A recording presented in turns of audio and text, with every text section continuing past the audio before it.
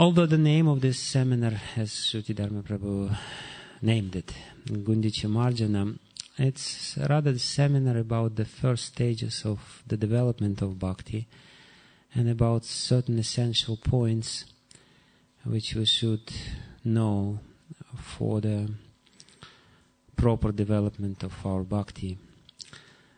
It's ideally should reach us or take us to the stage of anartha nivriti or eradication of anarthas, but we will start with Shraddha and see how it goes. So I will read the verses from the second chapter of the first canto of Srimad Bhagavatam, which describe the development of these stages, and I will speak from different sources about this. So we'll read today the 16th verse from the second chapter of the first canto of Srimad Bhagavatam, and the chapter is called Divinity and Divine Service. Shushrusho Shradadhanasya Vasudeva Katha Ruchihi Syat Mahat Sevaya Vipra Punyatirtha Nishevanat Shushrusho Shradadhanasya Vasudeva Katharuchi Syan Mahat Sevaya Vipra Punyatirtha Nishevanat Shushrusho Shradadhanasya Vasudeva Katharuchi Syan Mahat Sevaya Vipra Punyatirtha Nishevanat Shushrusho, one who is engaged in hearing.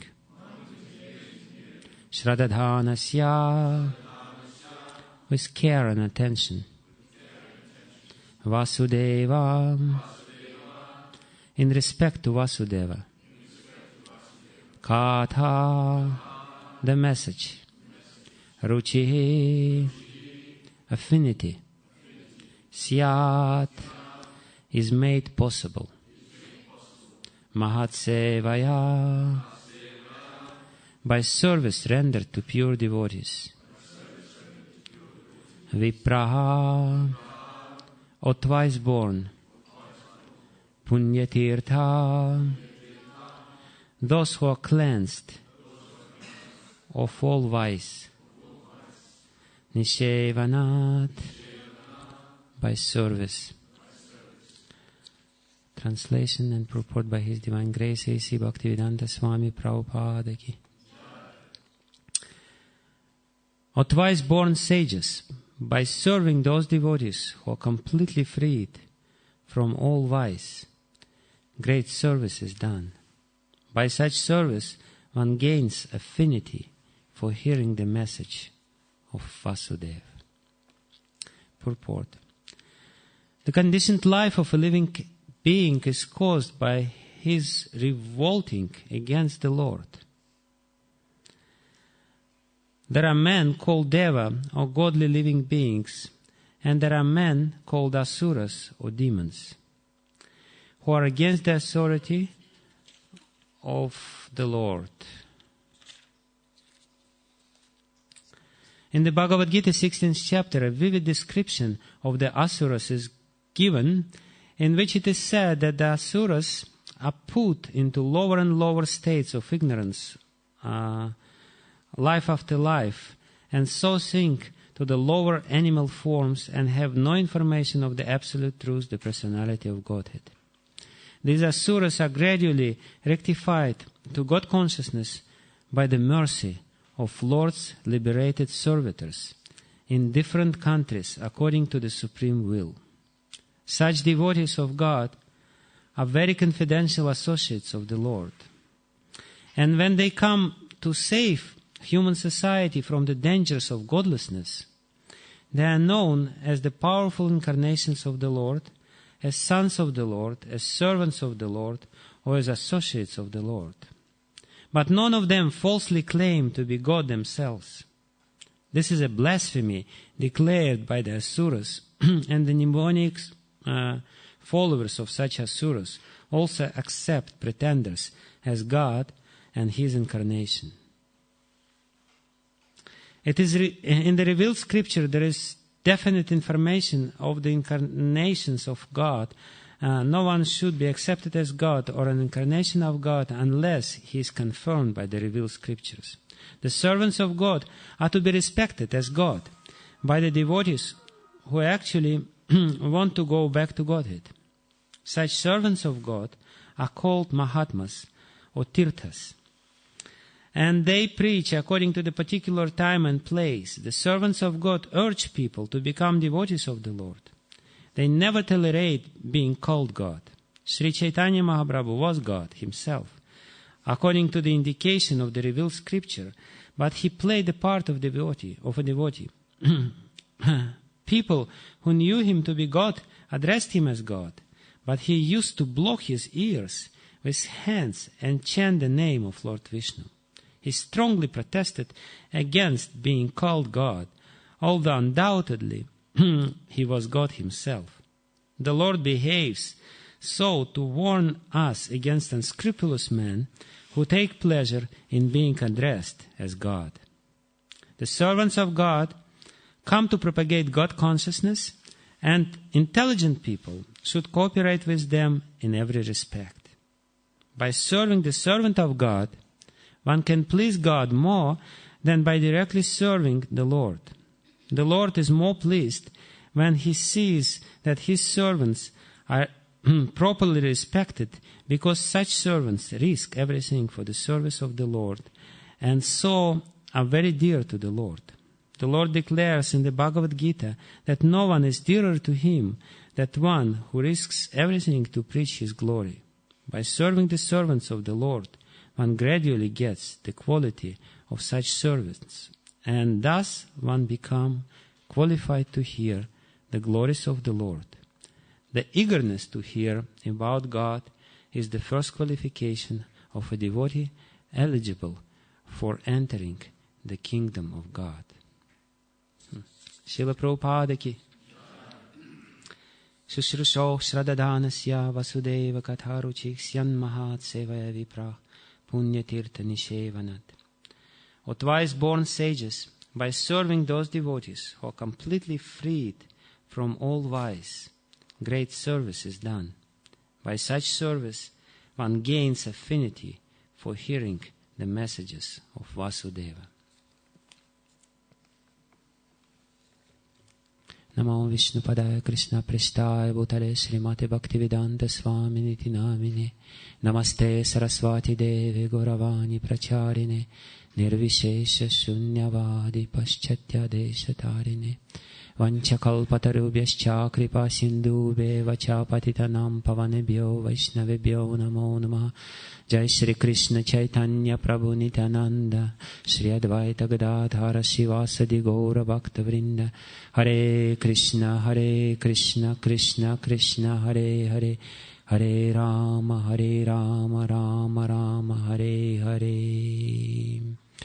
Ajanulambita Bhujo Kanakavadato Sankirtanai Kapitaro Kamalaya Taksha Vishvambaro Dvijavaro Yugadharma Palavande Jagat Priya Karo Karunavataro Yam Pravrajanda Manupeta Mupeta Krityam Dvaipayana Viragatara Juhava Putreti Tanmayatayo Taravo Binedus Tam Sarva Buddha Hridayam Munimanatusme Yantah Pravishya Mamavachi Mamam Prasuptam Sanjivayata Kila Shakti Darak Svadamna Anyamscha Hasta Charana Sravanat Vagarim Pranannamo Bhagavate Purushaya Tubhyam.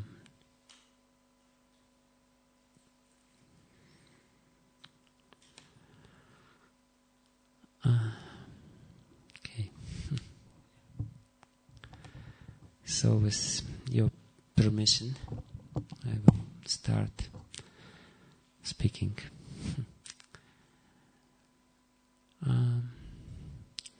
Today we will talk a little bit about Shraddha, and as Prabhupada explains, the very source of Shraddha, of faith is the association of saintly people. And basically, the topic of this seminar is, where do we get bhakti from? Bhakti is causeless. Bhakti is totally spontaneous. It's self-manifest. It doesn't depend on any cause. And that is a difficulty. Because bhakti is causeless, it means that there is nothing you can do to get bhakti. Because cause means you do something and then you get the result. But because bhakti is not something which is caused by your action or even your attitude, apparently you cannot do anything about it. So this is a problem, and basically we have to know very well that bhakti is indeed causeless, because bhakti is in the realm of causelessness. We are on this side of the causal ocean. And in this side of the causal ocean, everything depends on the cause and effect. Basically, the main religion of this world is science. And science is studying the cause and effect relationship. And we are used to, we are programmed to. We always think in these terms of cause and effect.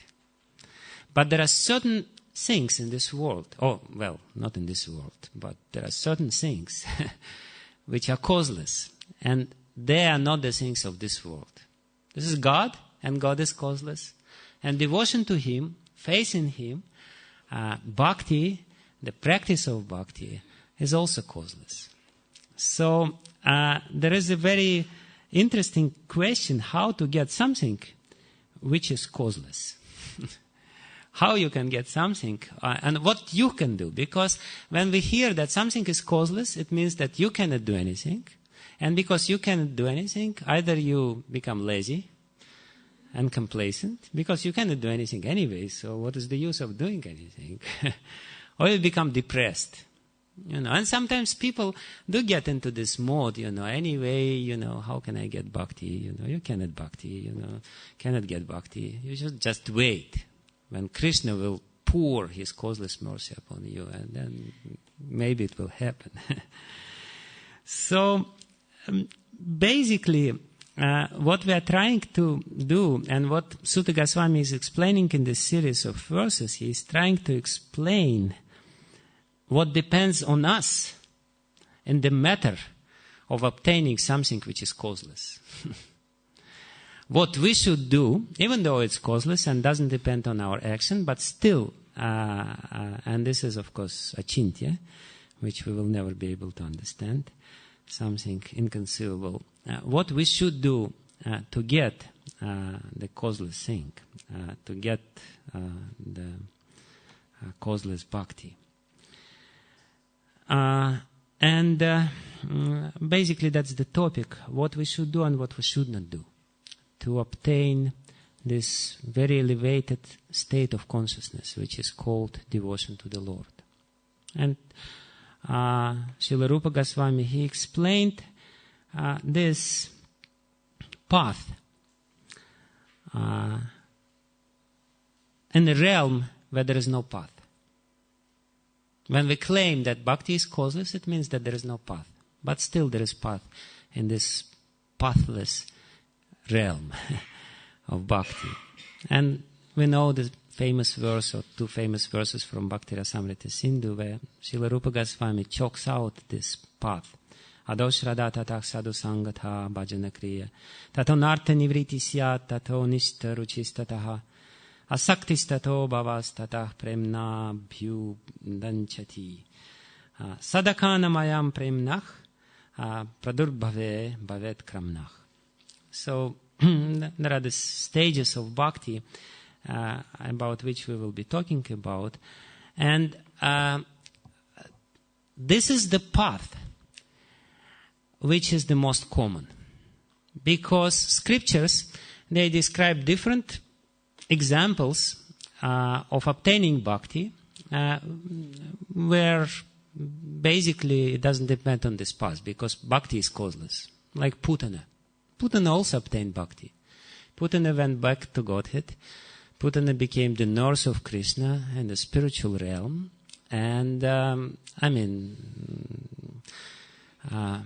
this is one way of obtaining bhakti, but it's not really advisable or reproducible to follow the way of Putana, It's not something which we are recommended to do.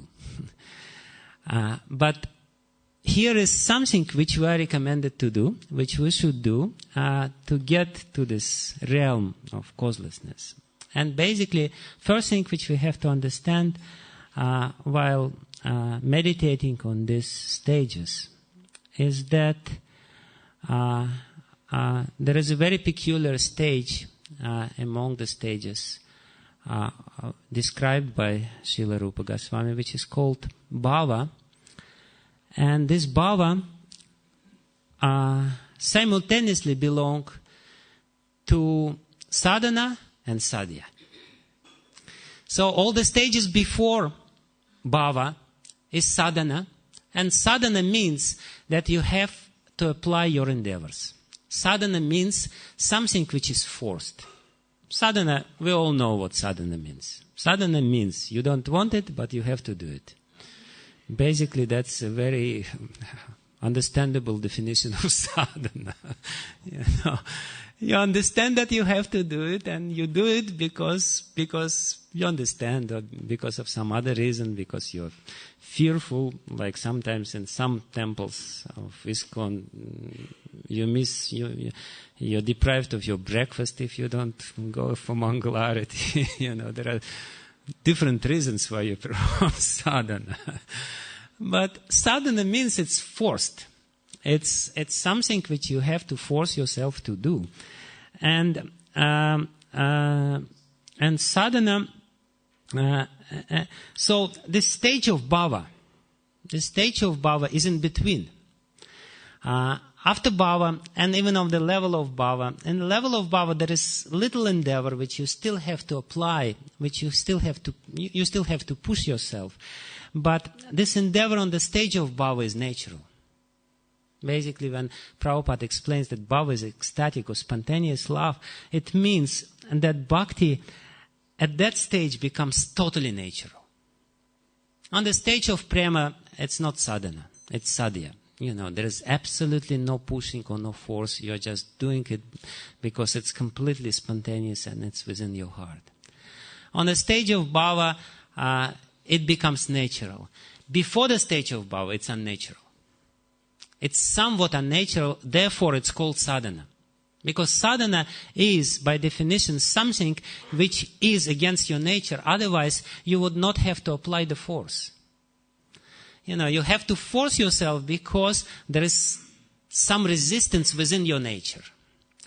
And we have to very clearly understand that this resistance does exist within us, and it will continue to exist basically till the stage of bhava.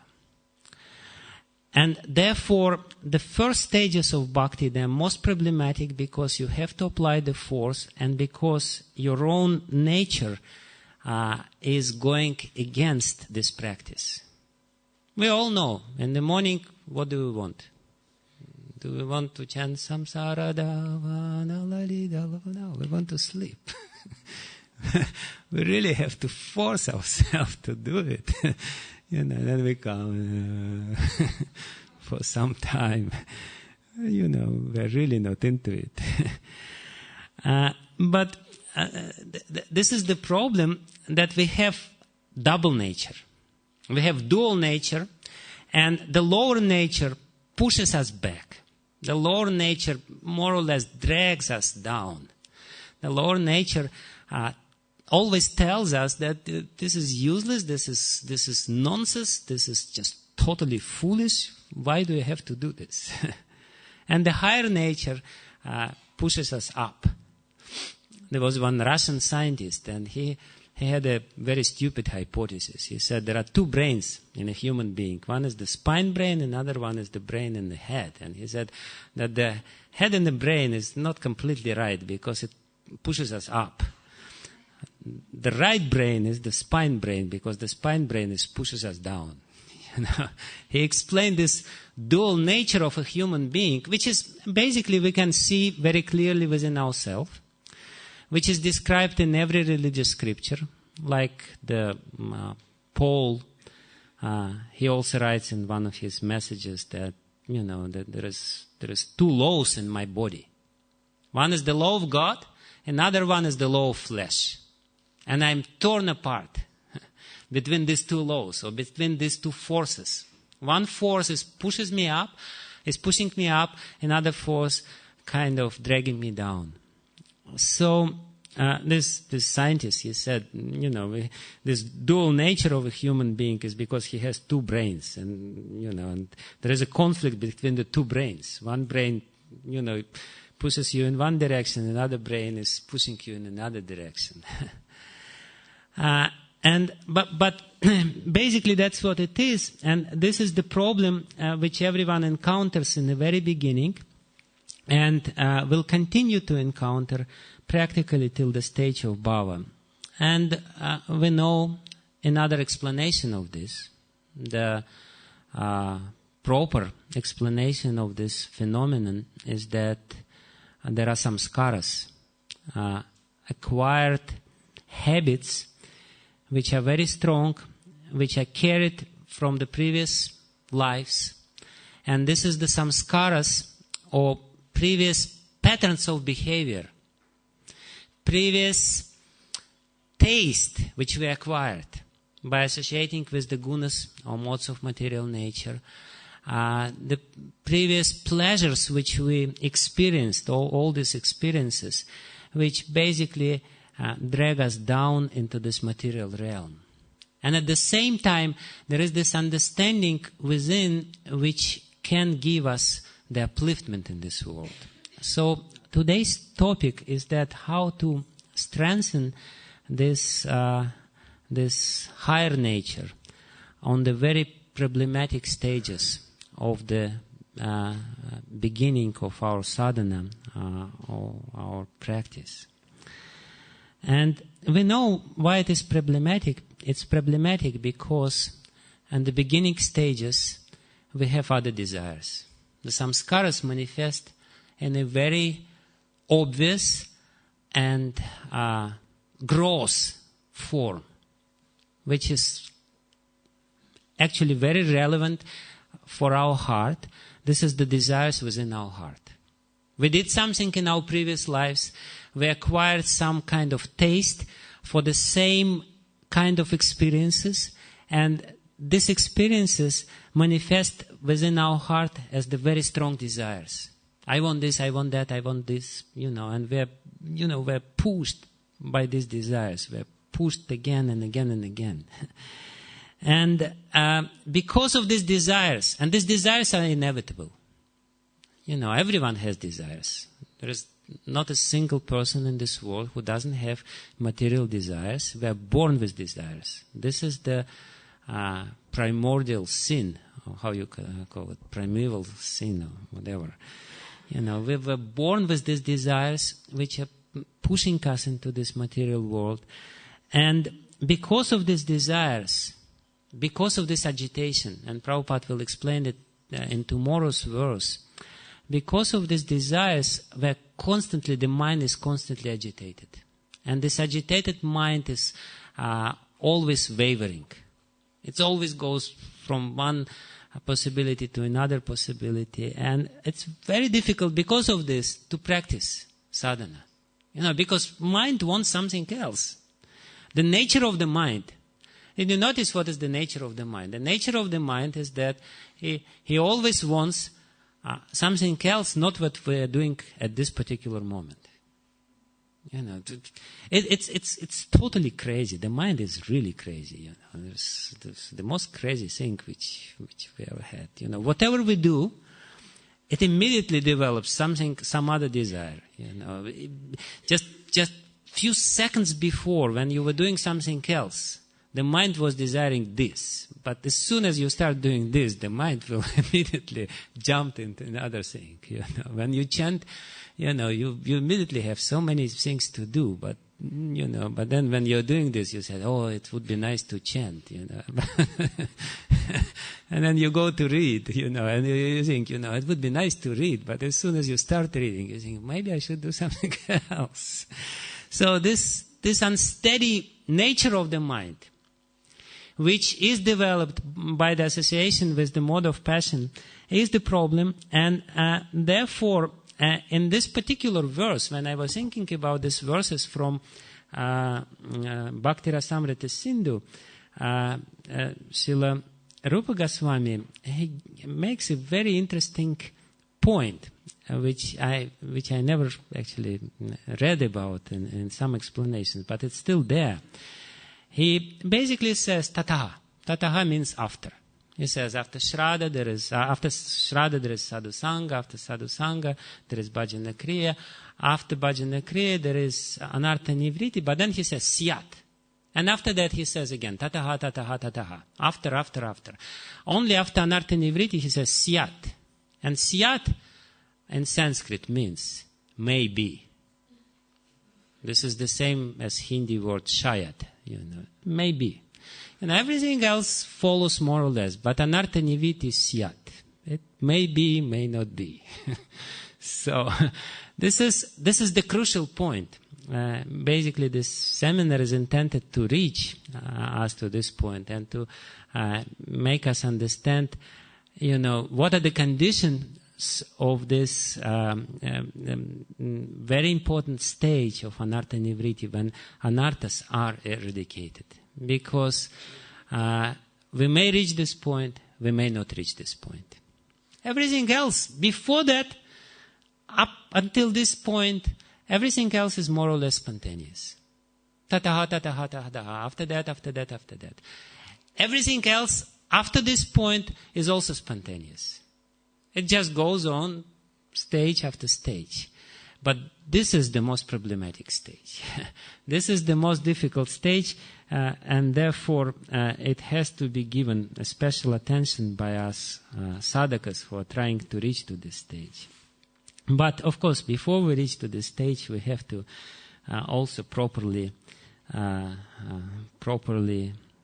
pass through the previous stages, which is there. And we know that the first stage is Shraddha, which is the topic of few more minutes of our discussion, which is still remaining for today. And here, of course, it is said that Shushushok Shadadanasya Vasudeva Katharuchik Syan Mahat Sevaya Vipro Punyatirtha Nishevanat.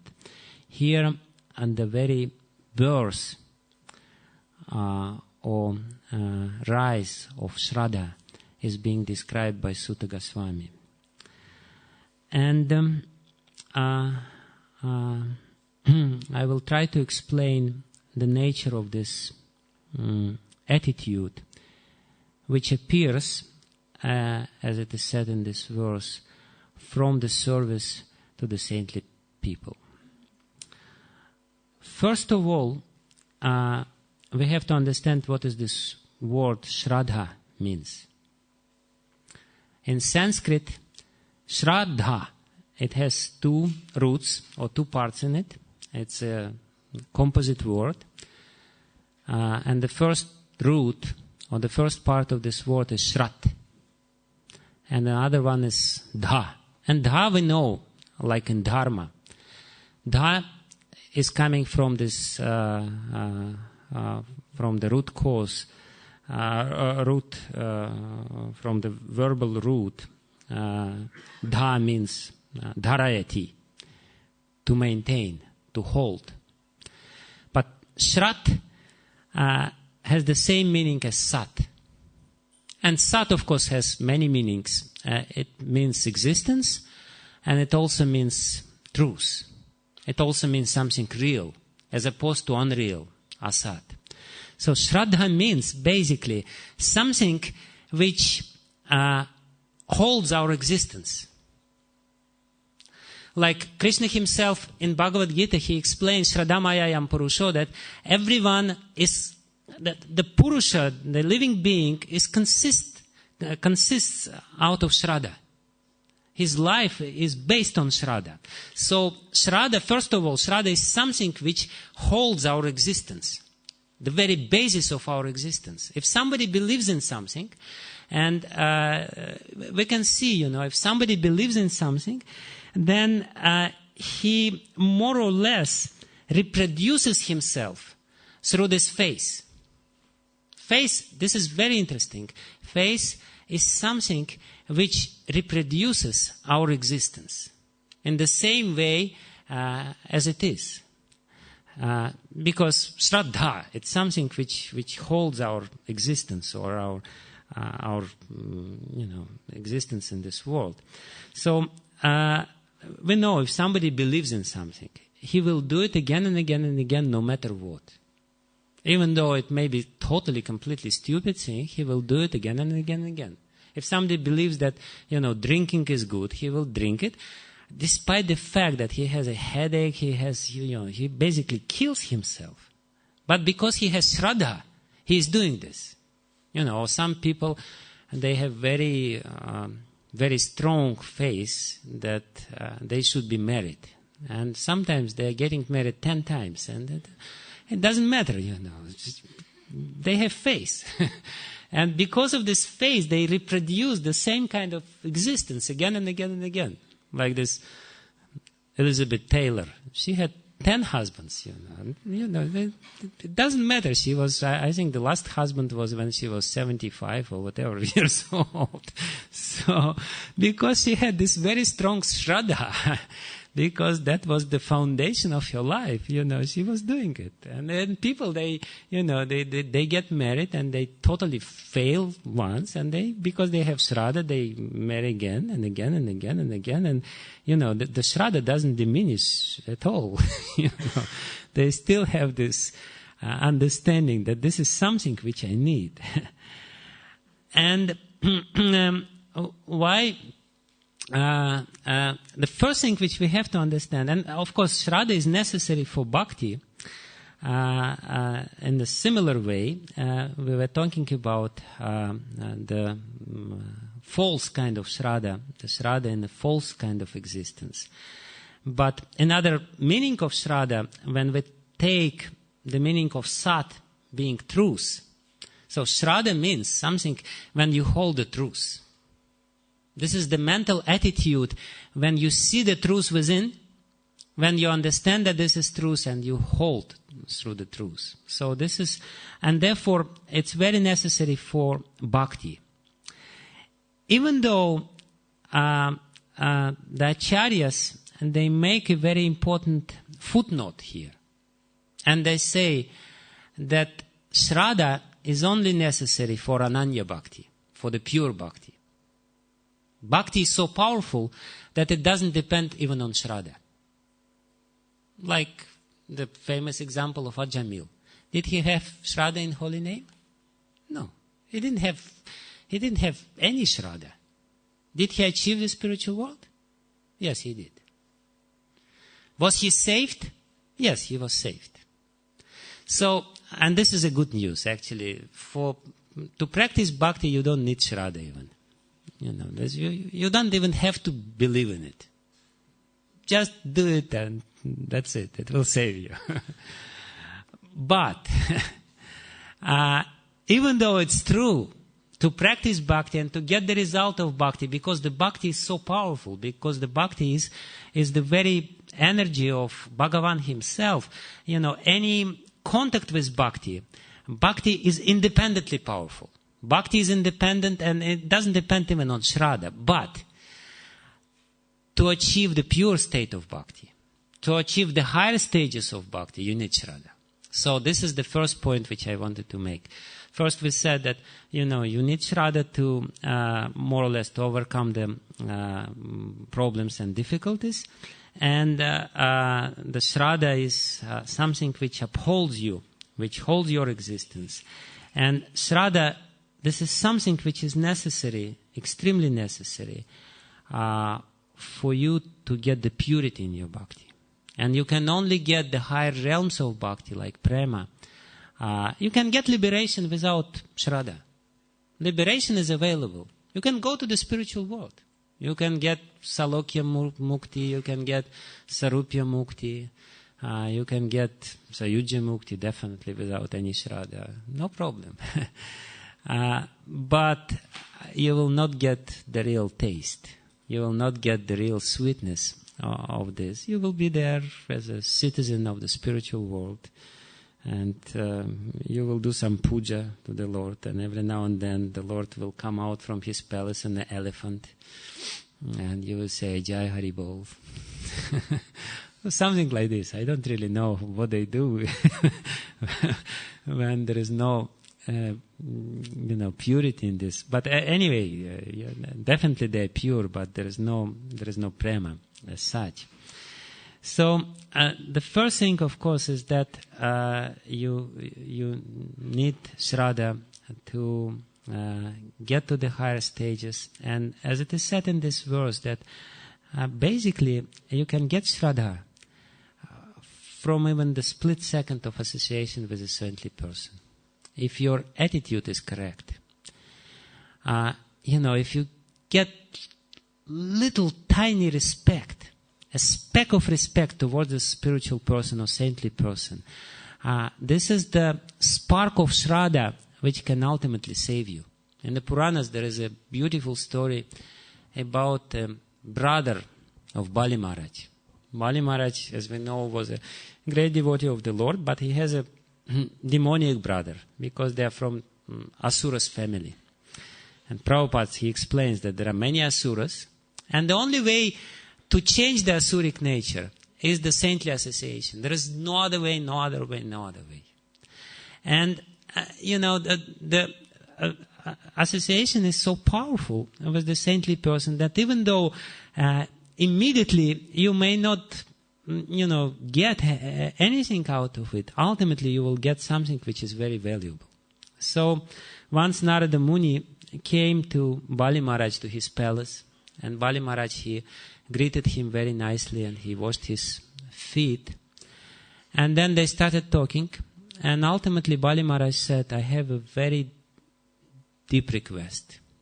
I have a nonsense, foolish brother. He's a drunkard.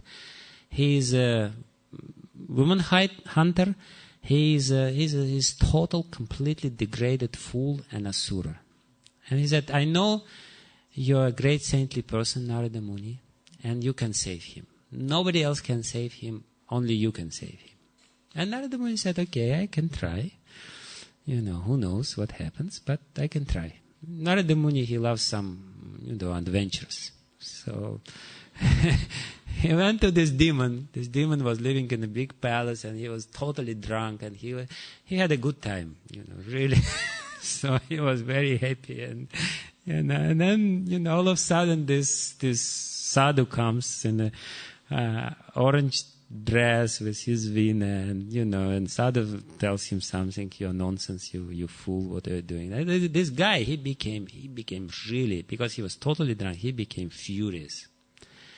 And he started chasing Narada Muni and running after Narada Muni. And he had a big bottle of wine, and he wanted to just, smash the bottle of wine on the head of Narada Muni. And Narada Muni became somewhat worried, what's going to happen with me. And ultimately, this is not so good if somebody smashes a bottle of wine upon the Narada Muni's head. So he was running from this guy, and this guy was running behind him. And ultimately, Narada Muni, he was faster because he had some special CDs. So the guy couldn't, and besides that, the guy was drunk, so he was stumbling all the time.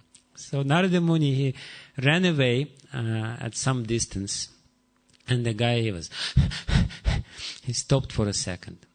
And Narada Muni said, at this moment, Narada Muni found a little quiet moment in this whole crazy scene, and he said, please remember, when you will be in front of Yamaraj, and this guy became really furious. There's no Yamaraj. He said, please, listen, when you will stand in front of Yamaraj and you will be judged. Please ask Yamaraj just one question. What is the power of saintly association, of sadhu sangha? And this guy, somehow or other, at this very moment, a little spark of faith entered his heart. At this little moment, because he saw that this sadhu is really determined, and he is not angry, he is not really... And this is how the faith actually enters the heart of the person, when he sees the saintly qualities of a sadhu, when he sees that sadhu is totally peaceful, that he is not agitated, that he is not angry. So this guy, he remembered these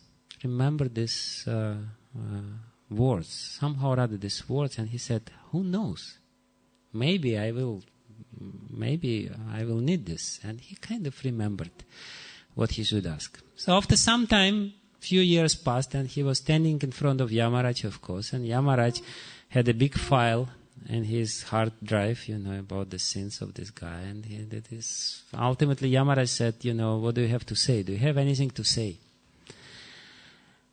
And the guy said, yes. At this moment, this remembrance of this encounter with Narada Muni flashed back in his mind. And he said, I have one question. And Shri Radha Gokulananda, Sitaram Lakshman Hanuman, Shri Gaur Nitai Ki Jai. So he said, I have one question. And Yamaraj said, of course you can ask. Before you go to hell, you can ask this one question. Why not? He said, can you please explain to me the power of sadhu sangha? And Yamaraj, he became really puzzled. He said, there is no sadhus here. I usually don't associate with sadhus. Sadhus usually don't come to me, so how do I know the power of sadhu sangha?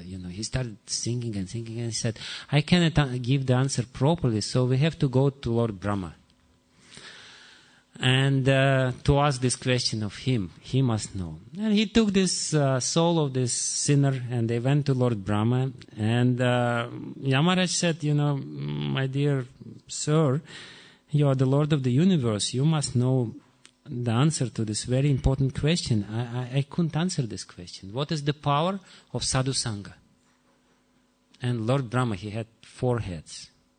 And Lord Brahma, his forehead started reeling. He said, I don't have enough brain to answer this question.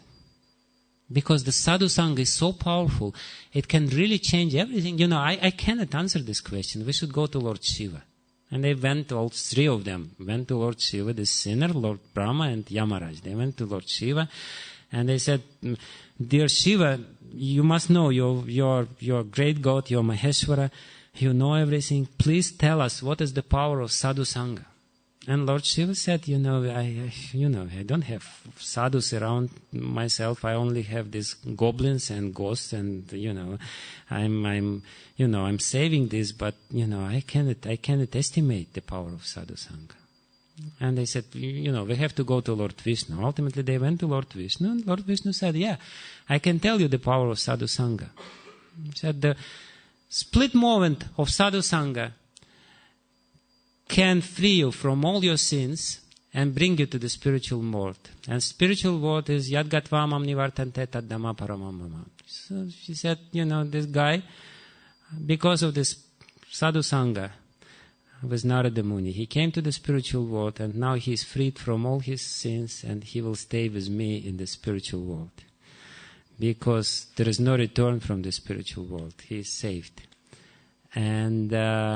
And you can go back to your particular place of service. You go back. So basically this little story is to show that when it is said, Lava Matra Sadhu Sangha Sarva Siddhi Hoy, what it means that by this Lava Matra Sadhu Sangha, by the split moment of Sadhu Sangha, you can get Shraddha. And because you get Shraddha, you will get everything with Shraddha. But, anyway, so I still have a few minutes, 10 minutes I still have. I wanted to say a few words about this nature of Shraddha, what Shraddha gives. It is in Yoga Sutra of Patanjali. He also says that any yoga process begins with Shraddha. There is a very famous sutra, it's 120, which said, Shraddha, Virya, Smriti, Samadhi, Pragya, Purvaka, Itaresham. He says that the spiritual path, even in yoga path, it starts with Shraddha, and the Shraddha brings Virya. Virya means energy. Shraddha gives you energy. Shraddha faith gives you the real Shakti to perform sadhana, and then Smriti, the memory comes because of Shraddha. And but basically I wanted to tell Srila Vyasadeva, he comments on this sutra because he wrote a commentary on Yoga Sutra of Patanjali Muni, and he gives a very interesting explanation of this. He gives, the explanation is that Shraddha, he explains this word Shraddha. He said, Shraddha chetasa samprasadaha. Chetasa samprasadaha basically means that Shraddha is the moment of clarity of your mind. When you meet with the saintly person, there is this very amazing experience which perhaps many of you had. When you meet with the saintly person, you have this experience that that's it. You know, he is right and I'm wrong. You know, there is this famous story how Prabhupada met with Bhaktisiddhanta Saraswati, and Bhaktisiddhanta Saraswati, he smashed him. Prabhupada was trying to argue with Bhaktisiddhanta Saraswati, and Prabhupada explains very, very beautifully what he felt. When he was going back from this meeting with Bhaktisiddhanta Saraswati, he said, I felt a very sweet feeling within my heart that I'm totally smashed and he's right and I'm wrong. So this Shraddha, this spark of faith comes as the Chetasa Samprasadaha, momentarily calmness or clarity of the mind. When you can see the truth within yourself. You understand that you are wrong. Usually we don't understand this. This is the last thing which we understand, you know. Because I'm right, by definition, you know. How can I be wrong? I'm right because that's me, you know. You know, that's what it is. I must be right. You know. You know, like they say, you know, my face, that, you know, I may change my face, but it doesn't matter that I change my face. I'm always right, you know. You know, whatever I do, I'm right. So, but this Shraddha, when you encounter the saintly person, this is the understanding, you know, Shraddha Chetasa Samprasadaha. There is this spark which gives you, among the, you know, the agitation of your mind, which gives you some kind of peace. Like they say that in hurricane, when there is this huge storm, you know, in the middle of this hurricane, there is this, you know, few moments of calmness. It's called the eye of hurricane, you know. In the middle of it, there is very calm situation. So the same kind of situation, when you meet with the real saint, you feel this sweet feeling that he is right and I'm wrong and this is good. Usually we don't feel, when somebody is right and I'm wrong, we don't feel that this is good. We feel that this is bad. But Prabhupada, he says, when I was going back from this meeting with Bhaktisiddhanta Saraswati, I felt that he completely defeated me. And this is good. I'm so happy about it. So, and that, and further, Srila Vyasadeva, he gives also a very interesting explanation of this. He said, after saying that Shraddha is Chetasa Samprasadaha, that this is the calmness or clarity of the mind which is coming, And then, by explaining this, he says that Shraddha gives you virya or energy, and then gives you smriti or memory, and ultimately gives you intelligence, because memory means intelligence. Memory means the ability to see what you need, to remember what you need, and to follow the goal, to follow this path. And this is coming from Shraddha, all these amazing qualities, the Shakti, or ability to perform your Bhakti, your sadhana, and the ability to remember what you need, the ability to remember your goal, is coming from Shraddha. And therefore, Srila Vyasadeva, he says, Shraddha janani iva kalyani yoginam pati. He says, Shraddha is like mother. Janani iva. Shraddha is like mother, which is loving mother, which protects the yogi, which gives the protection to somebody who takes the spiritual path, and like mother protects the little child from all the dangers, and mother gives basically the strength to the little child. If the little child is abandoned, if the little child is thrown out in the street, can he survive? No. In the same way, if Shraddha was not there, the yogi would not be able to survive on this path. Because we are very small, and this moment we need Shraddha, which will protect us. And Shraddha face is always blind.